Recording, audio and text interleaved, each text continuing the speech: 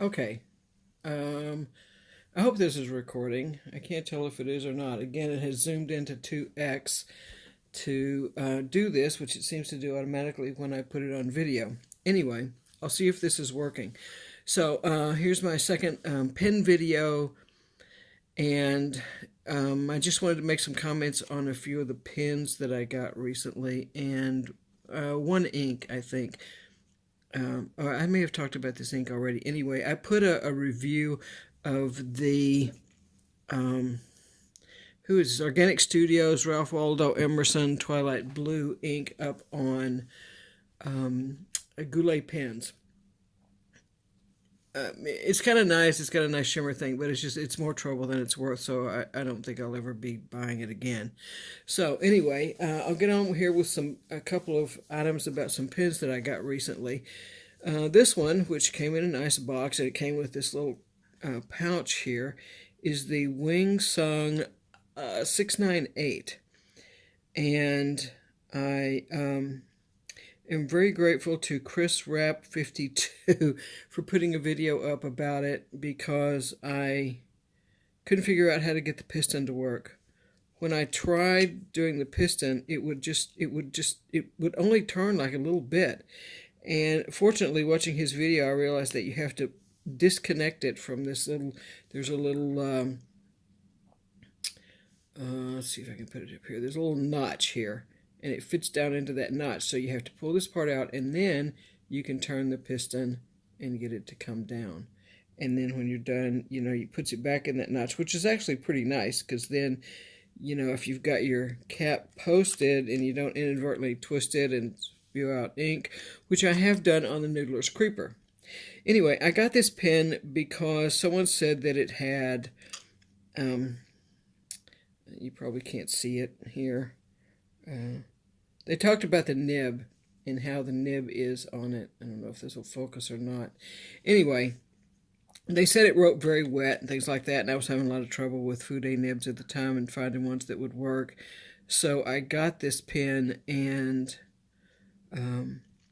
but now I have a couple of Fude nib pens that work. The Jinhao X750 and the Delight pen, which I've got like tucked away somewhere. I don't see it down here. And both of those work really well. It's the Delight is the brass. It's kind of the Kaweco knockoff. The brass one has the just a little mini kind of bent nib.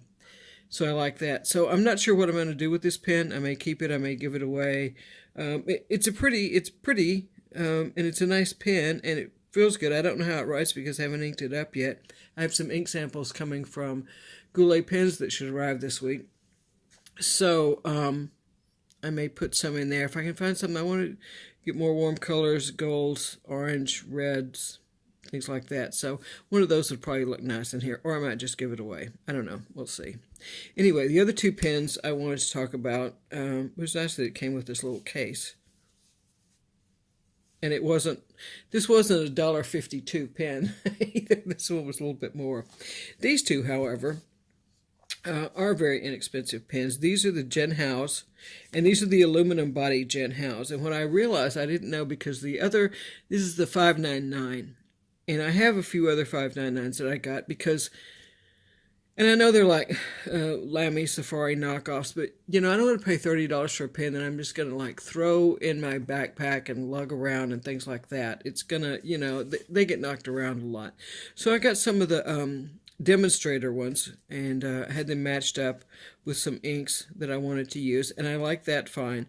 But I wanted to get a couple of pens for some other inks, so I ordered these two because of the way they looked in the photographs.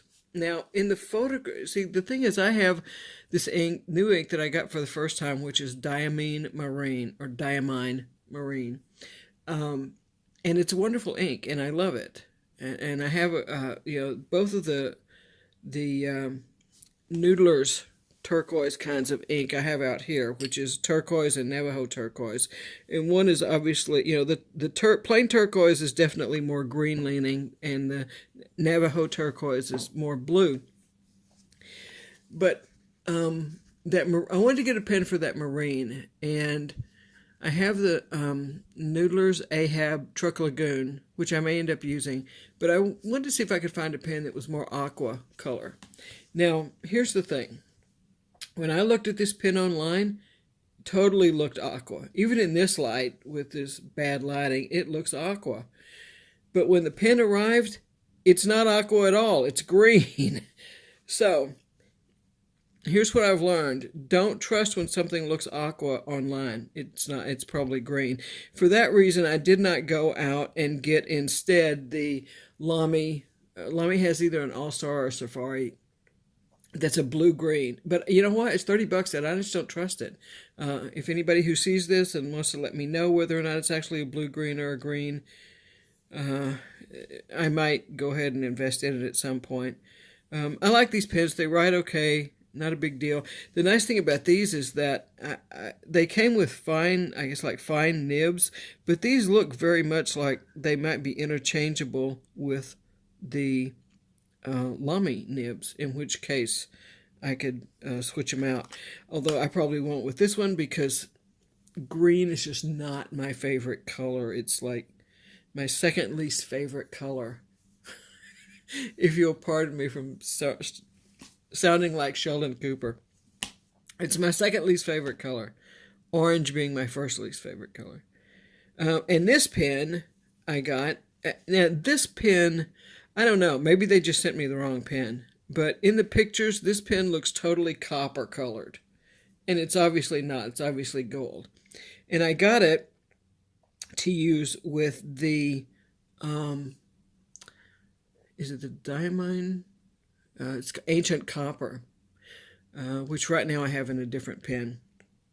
But it ends up being just kind of a frosted metallic gold, what do they call that? Not Florentine, kind of Florentine, more frosted, I guess, a frosted metallic gold. And this is one of the aluminum ones also, so it has the smoky part down here and the Lamy style nib.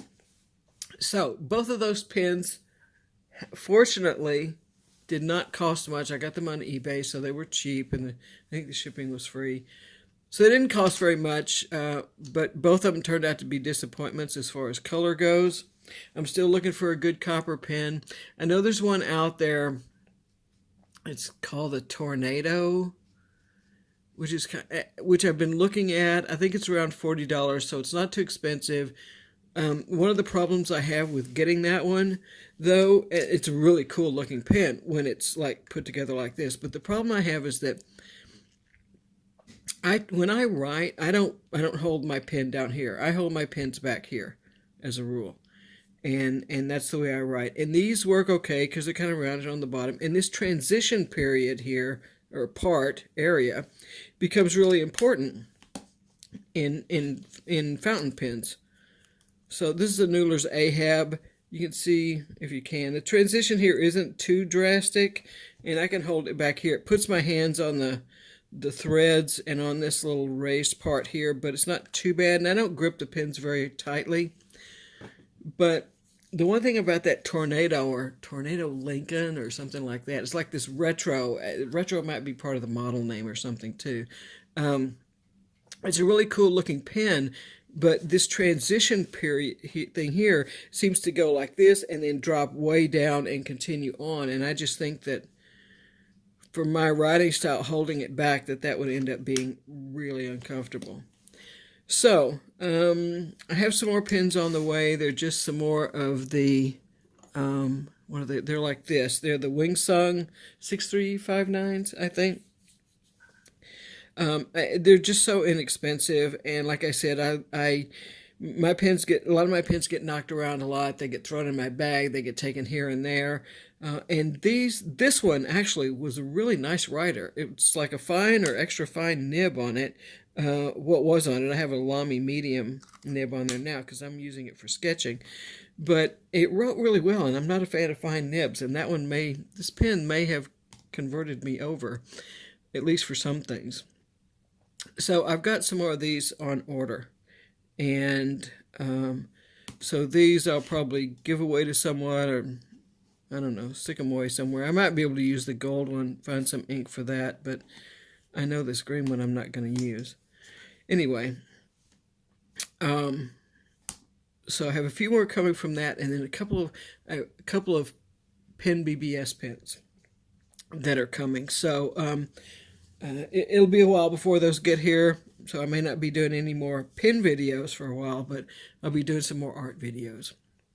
So anyway, as you can tell, my throat is drying up here and about to go. So I guess that's it for now.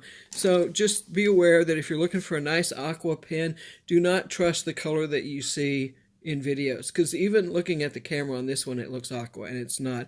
It's very much like a mint green, which I really, really don't like. So if anybody knows of a true aqua out there, I know there's that Pilot Metropolitan retro thing.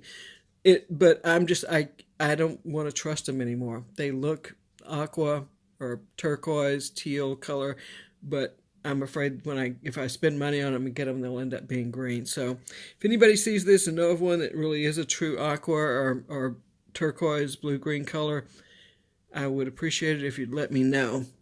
Here's you see by comparison here. I don't know if this will make any difference or not. This is a Noodler's Ahab Creeper. It's green, and here's the blue. And you can see it kind of looks like it's in between, but trust me, when you put it, it's not. Okay, that's my rant and my pet peeve for the day, I guess, and being picky. So that's it for now. Thanks for watching. Bye.